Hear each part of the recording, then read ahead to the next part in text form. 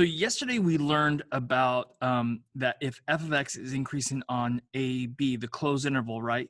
Then that's telling us, it goes both ways, that would tell us that f prime of x is greater than 0. It would have to be positive on the open interval a to b, okay? And then if it's decreasing, okay, then that would mean if fx is decreasing on the closed interval, then that would mean f prime of x is less than 0 on the open interval a to b, okay? All right, so now we're going to talk about a thing called concavity, and that's the curvature of a function. So increasing just tells you the function's going up, but then concavity tells you how it's bending. Is it bending up or bending down? So a parabola like this that's opening up is completely bending up, all right? And what's causing that is that f prime is increasing, okay? So f prime is increasing. And when f prime is increasing, not f, but f prime is increasing, all right, that would tell you that f double prime, one derivative away, would tell you that that is greater than 0, okay? So if I said f triple prime was increasing, then we know the fourth derivative was positive, okay? So whenever something's increasing, the next derivative up will always be positive, okay? And because of that, what's happening is the slopes are getting bigger and bigger and bigger and bigger and bigger and bigger the entire time, even though they're really negative over here, but they're actually getting bigger because they're getting bigger and they're getting to 0 right here, and now they switch over to being positive. Okay, so it's like this. It's like -10, -8, -6, -4, -2, -1, 0, 1, 2, 3. See how the slopes would be increasing. Okay, and then concave down, they'd be bending down. The curvature would be down. So this is an upside down parabola. Okay, and what we know from this is that f prime of x, if f prime of x is decreasing, that causes it to curve downward, okay? Or we say concave down, all right? And by saying this, by knowing that f prime of x is decreasing, that's telling me that f double prime of x is less than 0, okay? So this is gonna be very similar to what we did yesterday, except we're gonna be using the second derivative, okay?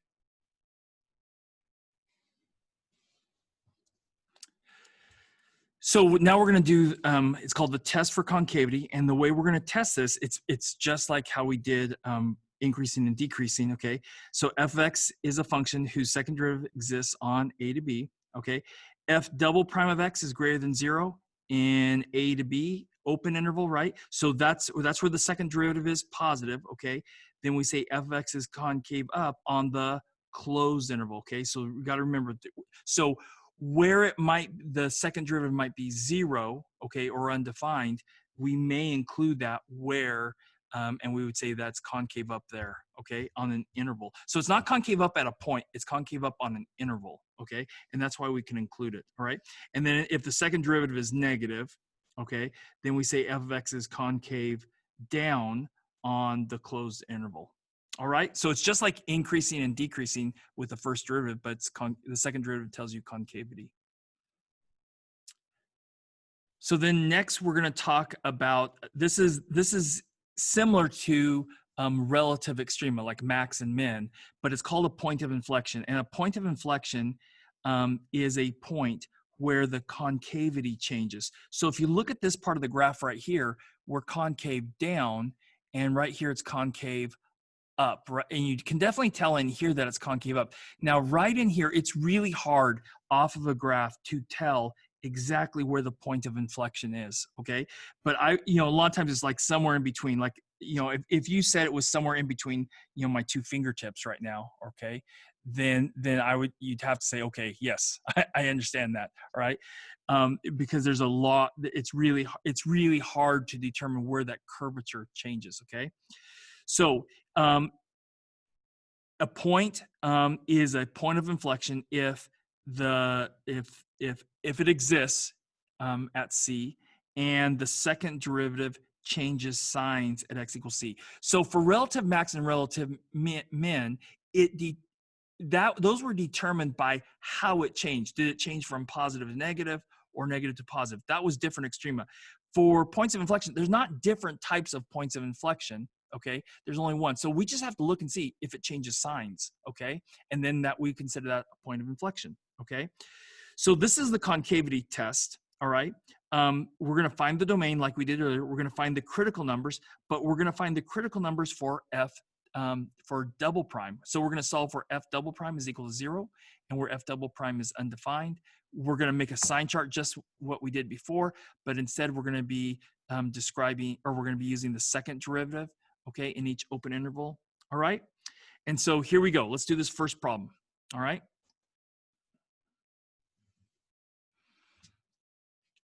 So we want to determine the concavity and points of inflection for this function, and it's a polynomial function.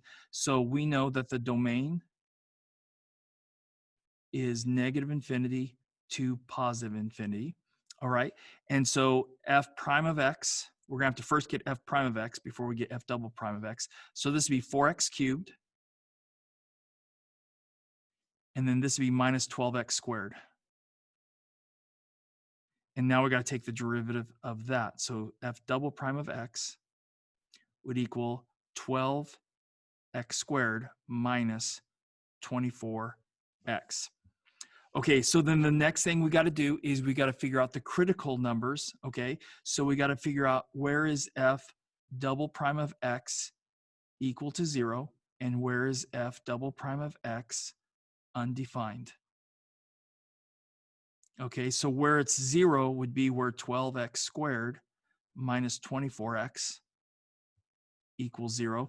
There's a GCF here of 12x, and we'd be left with x minus 2 is equal to 0. So that's going to be equal to 0 when either x is equal to 0 or x is equal to 2.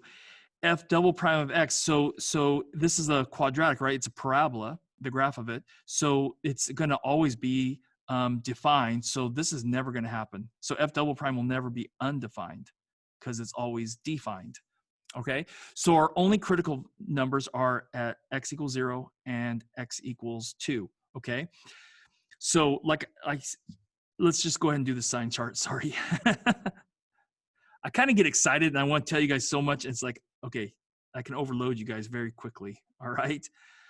So intervals, we're going to start with the left part of the domain. So negative infinity up to the first critical number, which is 0. And then 0 to the next critical number, which is 2. And then 2 to, there's no more critical numbers. So now we're going to do the right side of the domain, which is infinity. Okay. And then we're going to test a point. In here, I would test x equals -1, x equals 1, and I would use x equals 3. Now, we're going to look at the sign of f double prime. Now, this is the 12x times x minus 2 is the factored form of the second derivative. So that's actually easier to put it into, okay? So we have 12x times x minus 2. It's just easier in factored form to do the calculations to know. So we're going to look and see, is this one positive or is it negative? And is this one positive and is this negative? And when we do the product, what happens, okay? So when we put -1 in here, this first one would be 12 times -1. Well, that would be negative. And then times, and this would be -1 minus 2. That'd be also negative. And when we multiply a negative times a negative, that would give me a positive as an end result. Okay, and then x equals 1. 12 times 1, well, that would be positive for the first factor. And 1 minus 2, that would be negative. Okay, so that would be negative. And then x equals 3, that'd be 12 times 3, that'd be positive. And 3 minus 2 would be positive. And a positive times positive is positive. Okay, So now we're going to talk about the behavior of f. So being positive tells me it's concave up. So it's bending up. So it would look something like this on this interval, okay? And then negative tells me it's concave down. And this one would be concave up, okay? So f of x, we could say, make these statements. F of x is concave up on the interval negative infinity to 0. And we're going to include 0, okay? And union, and then also 2 to infinity. And we're going to include 2 to infinity. So at 0 and 2, this is the last point in this interval in which it's concave up. And the 2 is the first point where or first x value where it starts to become concave up in this interval, okay?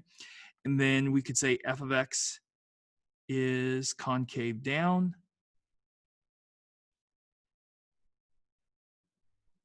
on, and we would say 0 to 2, including 0 and including 2. Okay, now the very next thing we need to do is we need to find, okay, because it went from concave up to being concave down, at x equals 0 is going to be a point of inflection. So we need to find f of 0. And if we put f of 0 in here, that'd be 0 to the 4th minus 4 times 0 cubed. That would all be 0. So f of 0 is equal to 0. And then we also need to find f of 2. So this would be 2 to the 4th, which is 16. I'm doing this without a calculator, okay? And then minus 4 times 2 cubed. So this would be equal to 16. This would be 8, right? And then times 4 would be negative 32, so minus 32, which gives you negative 16, okay? So what we say is f of x has a point of inflection at, and you give me the point, so it'd be 0, 0, because f double prime changes from, or actually, I take that back. I mean, you could say it changes from positive to negative. You could say that, no problem. But there's an easier way. If you said from positive to negative at x equals 0, you'd be absolutely right. There's nothing wrong with that at all, okay? But there's just an easier way. You can just say it changes signs. So it changes signs at x equals 0. And then we could also write a second sentence. F of x has a point of inflection at 2 comma negative 16. And once again, because f double prime changes signs at x equals 2. And you could combine these into one sentence and say something like this. F of x has points of inflection at 0, 0 and 2 comma negative 16 because f double prime changes signs at x equals 0 and x equals 2. And if you said that, just combine it all in one sentence, you're perfectly good. Okay?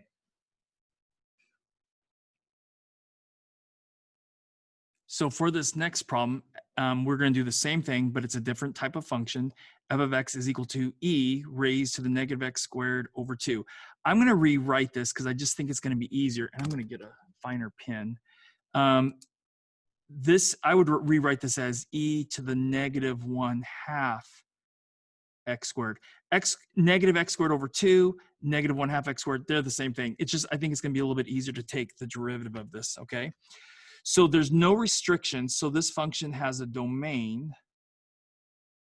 of negative infinity to positive infinity, okay? And so if we take the derivative of this, f prime of x, okay, so what's the derivative of e to a power? Well, it's the e to the power times the derivative of that power, okay? So it's going to be e to the negative 1/2 x squared.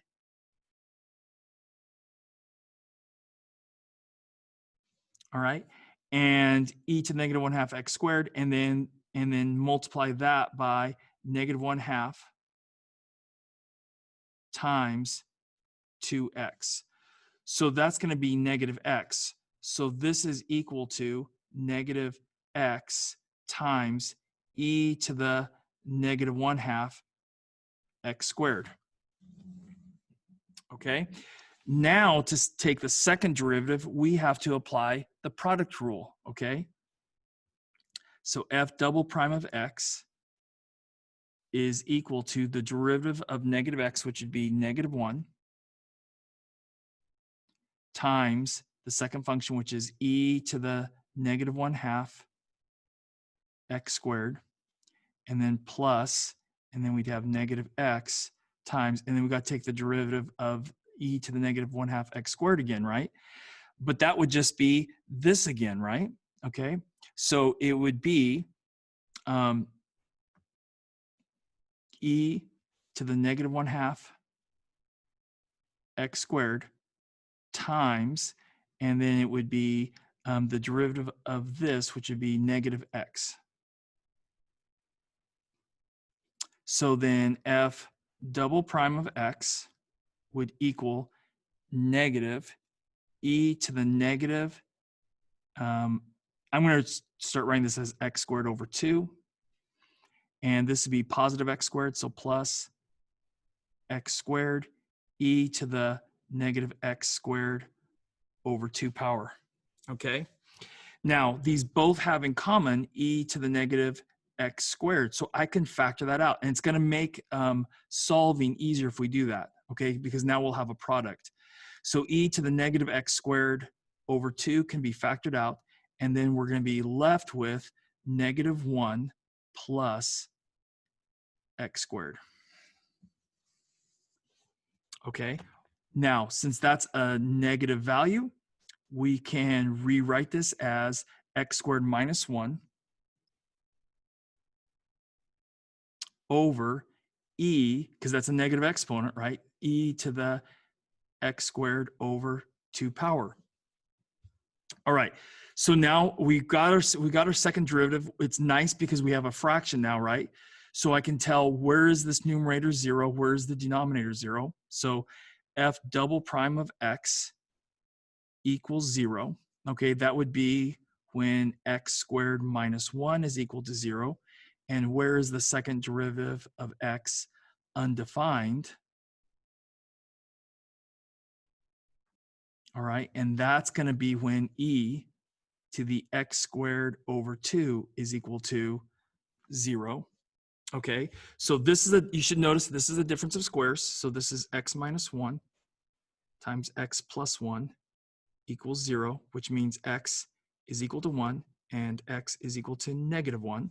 All right, and those are in our domain, so we're still good. Okay, now to solve this, because it's e, I'm going to take the natural log of both sides. So natural log of e to the x squared over 2 is equal to the natural log of 0. Okay, but there's a problem here. Remember the domain restrictions on natural log. This has to be a positive value, right? So this is undefined, which tells us there's no solution. This is never going to happen. So there's no solution to this equation that I just wrote. It can never happen because this right side is undefined. Okay, so this is never going to happen. So the second derivative is never undefined. Okay, so the only two critical values are 1 and negative 1. So then we can make our sign chart. And so our intervals are going to start at the left side of the domain, which is negative infinity, up to the smallest critical value, which is negative 1. And then pick up again from negative 1 to the next critical value, which is 1. And then from 1 to the next critical value, but there are no more critical values. So then it becomes the right side of the domain. So infinity. Okay, so now test points. And for this one, x equals negative 2. For this one, x equals 0. and for this one, x equals 2. And then we're going to look at the sign of f double prime. So if we put negative 2 in here, this is going to be 4, this is going to become 4 minus 1, which is positive. So the numerator is positive, over. And if we put negative 2 here, okay, negative 2 squared would be 4. So this would be e squared. E squared is a positive value, okay? So this is going to be positive. If we put 0 in here, the top is going to be negative. You know, I should have said positive divided by positive is positive. And then if we put 0 in here, okay, so e to the 0 squared over 2, so that'd be 0 squared, that'd be 0, divided by 2, that'd be 0, e to the 0, that'd be 1, which is positive. So I have negative divided by a positive, which is negative. And then I put 2 in, okay, so 2 squared is 4, so that the top would be positive. If I put 2 in right here, 2 squared is 4, that'd be e squared, so that'd be positive. And so that is positive. Now, this interval being positive, the second derivative being positive on this interval tells me that it's concave up, concave down, concave up. So we have 2 points of inflection again, okay? So the behavior of f is, this would be concave. This is telling me concave up, then concave down, and then concave up. So we know f of x is concave up on negative infinity to negative 1, including negative 1, union, and then including positive 1 to infinity. And then f of x is concave down